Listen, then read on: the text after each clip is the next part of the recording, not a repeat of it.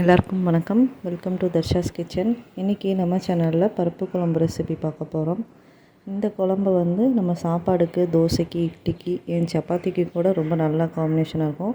இப்போ இது எப்படி பண்ணுறதுன்னு பார்க்கலாம். வாங்க வீடியோக்குள்ளே போகலாம். 200 கிராம் துவரம்பருப்பு எடுத்து அலசி வச்சுருக்கேன்.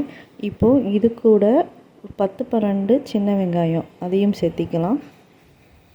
அப்புறம் ஒரு மீடியம் சைஸ் தக்காளி அதையும் கட் பண்ணி வச்சுருக்கு, அதையும் சேர்த்திக்கலாம். காரத்துக்கு ஒரு பச்சை மிளகாய், ஒரு 6 பல் பூண்டு அதையும் சேர்த்திக்கலாம். அப்புறம் ஒரு கத்திரிக்காய் அதையும் நீள நீளமாக கட் பண்ணி சேர்த்திக்கலாம். இப்போது இது கூட 1/4 டேபிள் ஸ்பூன் அளவு பெருங்காய பொடி அதையும் சேர்த்திக்கலாம். 1/4 டேபிள் ஸ்பூன் சீரகம், 1/2 டேபிள் ஸ்பூன் மஞ்சத்தூள் இதெல்லாம் சேர்த்திட்டு இதுக்கு தேவையான அளவு தண்ணி, பருப்பு வேக வைக்கிறதுக்கு தண்ணி ஊற்றி குக்கரை மூடி வச்சு மீடியம் ஃப்ளேமில் 2 விசில் விடணும். இப்போ 2 விசில் வந்துருச்சு. விசில் எடுத்துகிட்டு நம்ம ஓப்பன் பண்ணி பார்க்கலாம். நம்ம பருப்பு எவ்வளோ திக்காக வெந்திருக்குதுன்ட்டு.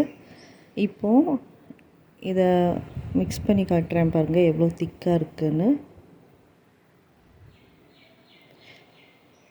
இப்போது இதில் ஒரு சின்ன சைஸ் புளியை ஊற வச்சுருக்கு, அந்த தண்ணியும் சேர்த்திக்கலாம்.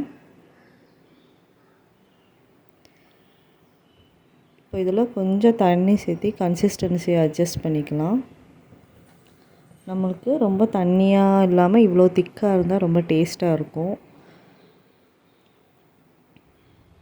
இதுக்கு தேவையான அளவு உப்பு அதையும் சேர்த்திக்கலாம்.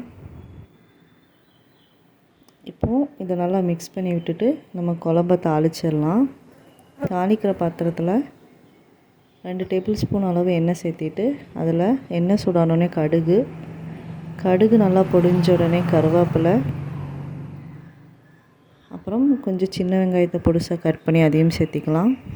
காரத்துக்கு 3 வரமிளகாய் இதெல்லாம் சேர்த்தி நல்லா வதக்கி எடுத்துக்கலாம். வெங்காயம் நல்லா பொன்னிறமாக வந்த பிறகு இதை அப்படியே குழம்புல சேர்த்திக்கலாம். அவ்வளோதாங்க, நம்மளோட சுவையான பருப்பு குழம்பு ரெடி ஆகிடுச்சு. இந்த ரெசிபி உங்களுக்கு பிடிச்சிருந்தா லைக் பண்ணுங்கள், ஷேர் பண்ணுங்கள், கமெண்ட் பண்ணுங்கள். அப்புறம் நம்ம சேனலை சப்ஸ்கிரைப் பண்ணுங்கள். தேங்க்யூ.